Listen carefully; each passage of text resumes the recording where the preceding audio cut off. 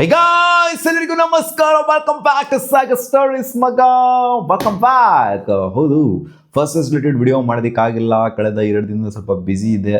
Super fresh ಆಗಿ ಬಂದಿದ್ದೀನಿ ಇವಾಗ. ಮಾತಾಡಬೇಕಾಗಿರೋದು ಒಬ್ರ ಬಗ್ಗೆನೇ. ಏನ್ ಗುರು ಹಿಗ್ಗಿದ್ರು ಅಂತ ಮಾತಾಡೋದು ಅವ್ರ ಬಗ್ಗೆ ಅಂತ ಕೇಳ್ತು ಅಂದ್ರೆ, ಇಲ್ಲ, ಇವ್ರ ಬಗ್ಗೆ ಡೆಡಿಕೇಟೆಡ್ ಆಗಿ ಒಂದು ವಿಡಿಯೋದಲ್ಲಿ ಮಾತಾಡಲೇಬೇಕು ಅಂತ ನಾನು ಕಾಯ್ತಾ ಇದ್ದೆ.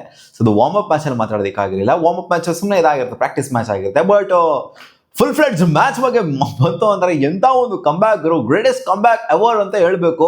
ಹೌದು, ಸಿಕ್ಕಾಪಟ್ಟೆ ಜನ ಕಂಬ್ಯಾಕ್ ಮಾಡಿದ್ರೆ. ಯಂಗ್ ಫೇಸ್ ಅಲ್ಲೇ ಬಿದ್ದಿರೋರು ಇದಾರೆ, ಬಿದ್ದಿ ವಾಪಸ್ ಎದ್ದಿರೋರು ಇದಾರೆ. ಸೊ ಆದ್ರೂ ಆ ಫೇಸ್ ಅಲ್ಲಿ ಬರೋರು ಯಾರು ಅಂದ್ರೆ ದೇವದತ್ ಪಡಿಕ್ಕಲ್. ಸುಮಾರು ಜನ ಬಿದ್ದಿದ್ದಾರೆ ಇದ್ದಾರೆ. ಏನು ಇವ್ರೊಬ್ಬರೇ ಮಾಡಿದ್ರೆ, ಇವ್ರೊಬ್ಬರೇ ಕಂಬ್ಯಾಕ್ ಮಾಡಿದ್ರೆ ಅಂತ ಹೇಳ್ತಾ ಇಲ್ಲ. ಸಾಕಷ್ಟು ಜನ 30 ವರ್ಷ ಆದ್ಮೇಲೆ ಕಂಬ್ಯಾಕ್ ಮಾಡಿರೋರು ಇದ್ದಾರೆ. ಬಟ್ ದೇವದತ್ ಪಡಿಕ್ಕಲ್ ಅವರು 1-2 ವರ್ಷ 3 ವರ್ಷ ಇನ್ಫ್ಯಾಕ್ಟ್ ಬಿದ್ಬಿಟ್ಟು ಅಲ್ಲಿಂದ ಎದ್ದಾಳದಿದೆಯಲ್ಲ. ಸೊ 3 ಟೀಮ್ಗಳು ಇವ್ರಿಗೆ ಗೇಟ್ ಪಾಸ್ ಕೊಟ್ಟರು ಕೂಡ ಅಲ್ಲಿಂದ ವಾಪಸ್ ಎದ್ದೇಳೋದಿಲ್ಲ. ನಾನು IPL ಬಗ್ಗೆ ಮಾತಾಡ್ತಾ ಇದ್ದೀನಿ. ಸೊ IPL ಇಂದ ಪ್ರೂವ್ ಮಾಡ್ಕೊಂಡು ಬಂದು, ಬರೀ IPL ಮಾತ್ರ ಅಂತಲ್ಲ, ಡೊಮ್ಯಾಸ್ಟಿಕ್ ಕ್ರಿಕೆಟ್ ಕರ್ನಾಟಕ ಲೆವೆಲ್ ಕೂಡ ಸಿಕ್ಕಾಪಟ್ಟೆ ಸಕಾಲ ಪ್ರೂವ್ ಮಾಡಿದ್ರೆ. ಲಾಸ್ಟ್ ಇಯರ್ ತಗೊಂಡು ನೋಡ್ತು ಅಂದ್ರೆ ದೇವದತ್ ಪಡಿಕ್ಕಲ್ನ ಒಂದು ಸ್ಟ್ಯಾಟ್ಸ್ ಏನಿದೆ, ಗ್ರಾಫ್ ಏನಿದೆ, ಅದು ಹಿಂಗಿದೆ. ಬಿದ್ದೋಗಿತ್ತು, ಹಿಂಗೆ ಕಿತ್ಕೊಂಡ್ ಬಿದ್ದೋಗ್ಬಿಟ್ಟಿತ್ತು ದೇವದತ್ ಪಡಿಕ್ಕಲ್ನ ಒಂದು ಗ್ರಾಫು. ಇಯರ್ 2022, 2023 ಅಂಡ್ 2024 ಏನಿತ್ತು, ಕಿತ್ಕೊಂಡು ಕೆಳಗಡೆ ಕಳ್ಸ್ಕೊಂಡ್ ಬಿದ್ದೋಗ್ಬಿಟ್ಟಿತ್ತು. ಸೊ ಆ 3 ಇಯರು. ಸೊ ಈ 3 ಇಯರಲ್ಲಿ ದೇವದತ್ ಪಡಿಕ್ಕಲ್ ಸಿಕ್ಕಾಪಟ್ಟೆ ಕಳ್ಕೊಂಡಿದ್ದಾರೆ. ಅಂದ್ರೆ ಕಾನ್ಫಿಡೆನ್ಸ್ ಲೆವೆಲ್ ಅನ್ನೋಂಥದ್ದು ಹೆಂಗ್ ಬಿತ್ತು ಅಂದ್ರೆ ದೇವದತ್ ಪಡಿಕ್ಕಲ್ದು ಅಲ್ಲ ಗುರು. 2024 IPL ಸೀಸನ್ ಅಲ್ಲಿ 35 ರನ್ನು, 7 ಮ್ಯಾಚ್ ಅಲ್ಲಿ 35 ರನ್ನು ಲಕ್ನೋ ಸೂಪರ್ ಜೈಂಟ್ಸ್ ಪರವಾಗಿ ಆಡಿದ್ದು. ನೋ ಚಾನ್ಸೇ ಕೊಡದೇ ತರ ಆಗೋಗ್ಬಿಟ್ಟಿದ್ರು. ಲಕ್ನೋ ಸೂಪರ್ ಜೈಂಟ್ಸ್ ಅಲ್ಲಿ ಅವಕಾಶನೇ ಇಲ್ಲ, ಆ ತರ ಆಗೋಗ್ಬಿಟ್ಟಿದ್ರು ಸಿನ್ಸ್. ಯಾಕಂದ್ರೆ flop show. Rajasthan Royals before ಇದ್ದಿದ್ದು, ಅಲ್ಲೂ ಕೂಡ ಫ್ಲಾಪ್ ಶೋ. RCB ಬಿಡ್ತಾರೆ ಇವ್ರನ್ನ. RCB ಬಿಟ್ಟಾದಂತ ರಾಜಸ್ಥಾನ್ ರಾಯಲ್ಸ್ ಹೋಗ್ತಾರೆ. ರಾಜಸ್ಥಾನ್ ರಾಯಲ್ಸ್ ಇಂದ ಮತ್ತೆ ಅಲ್ಲಿಗೆ ಹೋಗ್ತಾರೆ, ಇವ್ರಿಗೆ ಹೋಗ್ತಾರೆ ಲಕ್ನೋ ಸೂಪರ್ ಜೈಂಟ್ಸ್ಗೆ. ಅದಾದ್ಮೇಲೆ ಮತ್ತೆ RCB ಅವ್ರನ್ನ ತಗೊಳುತ್ತೆ. 2025 ಅಲ್ಲಿ 2 crore ಬೇಸ್ ಪ್ರೈಸ್ಗೆ ತಗೊಂಡಿದ್ದು ದೇವದತ್ ಪಡಿಕ್ಕಲ್ ಏನಂತ ಹೆವಿ ದೊಡ್ಡ ಮಾಡದ ಇದು ಏನೂ ಇಲ್ಲ. ಬೇಸ್ ಪ್ರೈಸ್ಗೆ ಜಸ್ಟ್ 2 ಕೋಟಿ ಬೇಸ್ ಪ್ರೈಸ್ಗೆ ತಗೊಂಡಿದ್ದು RCB ಅವ್ರನ್ನ. ಸೊ ಮತ್ತೆ RCBಗೆ ಬಂದು ನೋಡಿ, 3 ಫ್ರಾಂಚೈಸಿ ಬೇಡ ಅಂತ ಹೇಳಿತ್ತು. RCBನೂ ಬೇಡ ಅಂತ ಹೇಳಿತ್ತು, ಅಂಡ್ ರಾಜಸ್ಥಾನ್ ರಾಯಲ್ಸ್ ಬೇಡ ಅಂತ ಹೇಳಿತ್ತು, ಲಕ್ನೋ ಸೂಪರ್ ಜೈಂಟ್ಸ್ ಬೇಡವೇ ಬೇಡ ಅಂತ ಹೇಳಿತ್ತು.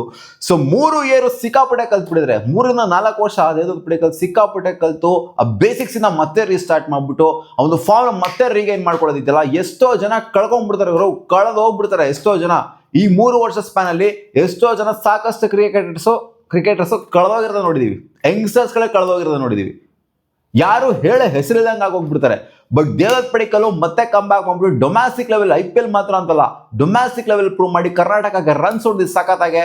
ಅದು T20 ಸೈಕಲ್ ಆಗಿರಲಿ, 50 ಓವರ್ ಸೈಕಲ್ ಆಗಿರಲಿ, ರಣಜಿ ಟ್ರೋಫಿ ವಿಚಾರದಲ್ಲಾಗಿರಲಿ, ಕ್ಯಾಪ್ಟನ್ಸಿನ ನಿಭಾಯಿಸ್ಬಿಟ್ಟು ಕರ್ನಾಟಕನ ಫೈನಲ್ಸ್ಗೆ ಕರ್ಕೊಂಡು ಹೋಗಿ. ಸೊ ಅಲ್ಲಿ ಒಂಥರ unbelievable match, especially quarter final match and semifinal match ಏನಿತ್ತು ರಣಜಿ ಟ್ರೋಫಿದು. ಸೊ ಸೈಕಾಗಿ ಗೆಲ್ಲಿಸ್ತಾರೆ, ಅನ್ಬಿಲಿಯಬಲ್ ಮ್ಯಾಚ್ನ ಗೆಲ್ಲಿಸ್ತಾರೆ. ಕ್ವಾರ್ಟರ್ ಫೈನಲ್ಗೆ ಕ್ವಾಲಿಫೈ ಆಗ್ತಾ ಇರಲಿಲ್ಲ, ಆ ಥರ ಮ್ಯಾಚ್ನ ಗೆದ್ಕೊಂಡ್ ಬರ್ತೀವಿ ನಾವು. ಸೊ ಹೌದು, ಹೊಗಳಲೇಬೇಕು ಅಂತ ಅನ್ನಿಸ್ತದೆ ದೇವದತ್ ಪಡಿಕ್ಕಲ್. ಯಾಕಂದ್ರೆ ಬೆಳೆದು ಬಂದಿರೋ ರೀತಿ ಆ ಥರ ಇದೆ. ಹೌದು, 1-2 ವರ್ಷದ ಹಿಂದೆ ದೇವದತ್ ಪಡಿಕ್ಕಲ್ ಬೇಕಾ ಅಂತ ಕೇಳ್ತು ಅಂದರೆ ಯಾವುದೇ IPL ಫ್ರಾಂಚೈಸಿಗಾಗಿರಲಿ ಬೇಡ ಅಂತಲೇ ಹೇಳೋರು, ಅಥವಾ ಇಂಡಿಯನ್ ಟೀಮ್ ಆಗಿರಲಿ ಬೇಡ, ದೇವದತ್ ಪಡಿಕ್ಕಲ್ ಬಿಡೋರು ಹೋಯ್ತು ಓದ ದೇವದತ್ ಪಡಿಕ್ಕಲ್ ಅಂತಲೇ ಹೇಳೋರು. ಬಟ್ ಯಾವ ಥರ ಕಮ್ ಬ್ಯಾಕ್ ಮಾಡೋರು ಅಂದರೆ ಡೊಮ್ಯಾಸ್ಟಿಕಲ್ಲಿ ರನ್ಸ್ನ ಹೊಡೆದು, ಜೊತೆಗೆ RCBಗೆ 2025 ಸೈಕಲಲ್ಲಿ ಹೌದು ಇಂಜುರಿ ಆಯಿತು ಅವರಿಗೆ, ಮಯಾಂಕ್ ಅಗರ್ವಾಲ್ ರಿಪ್ಲೇಸ್ ಆಗಿ ಬಂದರು, ಅದೆಲ್ಲ ಸೆಕೆಂಡ್ರಿ. ಬಟ್ ಇರೋ ಅಷ್ಟು ದಿನ 2025 ಸೈಕಲಲ್ಲಿ ಸಖತ್ತಾಗಿ ಪ್ರೂವ್ ಮಾಡಿದ್ರು. ಆ್ಯಂಡ್ 2026 ಅಂತೂ ಕೇಳಂಗಿಲ್ಲ, ಅವ್ರ ಥರ ಮಿಡ್ಲ್ ಆರ್ಡರ್ ಬ್ಯಾಟರ್ ಇಲ್ಲ ಅನ್ನೋ ಥರನೇ ಪ್ರೂವ್ ಮಾಡ್ಕೊಂಡ್ರು. ಒಬ್ಬೆಸಿ 2 ಸೀಸನು ನಮ್ಮ RCBಗೆ ಟ್ರೋಫಿ ಬ್ಯಾಕ್ ಟು ಬ್ಯಾಕ್ ಕೂಡ ತರಿಸಿದ್ರು. ಅಂದರೆ ಅವರ ಕಾಂಟ್ರಿಬ್ಯೂಷನ್ ಕೂಡ ಸಿಕ್ಕಾಪಟ್ಟಿದೆ RCB ಗೆಲ್ಲಬೇಕು ಅಂತ ಬಂದಾಗ. ಸೊ RCBಗೆ ಬಂದರೆ ಇವರ ನಸೀಬ್ ನೋಡಿ, 2020 ಆಲ್ಮೋಸ್ಟ್ 2022 ಆ ಥರ ಟೈಮಲ್ಲಿ RCB ಇದ್ದಾಗ ಸೊ ಅವ್ರಿಗೆ ಇಂಡಿಯನ್ ಟೀಮ್ನ ಕಾಲ್ ಅಪ್ ಆಗುತ್ತೆ. ಇಂಡಿಯನ್ ಟೀಮ್ಗೂ ಕೂಡ ಆಡಿದ್ರು ಆ ಟೈಮಲ್ಲಿ. ಸೊ RCB ಇದ್ದಾಗ ಇವರ ಡೈನಾಮಿಕ್ಸ್ ಚೇಂಜ್ ಆಗ್ತಾ ಇದೆ. ಬೇಸಿಕಲಿ RCBಗೆ ಬಂದಾಗ ಇವರ ಡೈನಾಮಿಕ್ಸ್ ಚೇಂಜ್ ಆಗ್ತಾ ಇದೆ. ಸೊ 2025 ಸೀಸನ್ ಇದೆ, ಡೊಮ್ಯಾಸ್ಟಿಕ್ ಸೀಸನ್ ಆಗಿರಲಿ, RCBಗಾಗಿರಲಿ ಸಕ್ಸಸ್ಫುಲ್ ಸೀಸನ್. 2026 ಸೀಸನ್ ಅಷ್ಟೇ ಸಕ್ಸಸ್ಫುಲ್ ಸೀಸನ್. ಇವಾಗ ಮತ್ತೆ ಬಂದಿರೋ ಇಂಡಿಯನ್ ಟೀಮ್ ಕಮ್ ಬ್ಯಾಕ್ ಮಾಡಿದ್ರೆ, ಹೌದು ಟೆಸ್ಟ್ ಟೀಮಿಗೆ ಬರ್ತಾ ಇದ್ರು, ಅವ್ರಿಗೆ ಅವಕಾಶ ಸಿಗ್ತಾ ಇರಲಿಲ್ಲ. ಸ್ಕ್ವಾಡ್ ಇರ್ತಾರೋ ಅವ್ರಿಗೆ ಅವಕಾಶ ಸಿಗ್ತಾ ಇರಲಿಲ್ಲ. ಇವಾಗ ಅವಕಾಶ ಸಿಗೋ ಥರ ಆಗಿದೆ.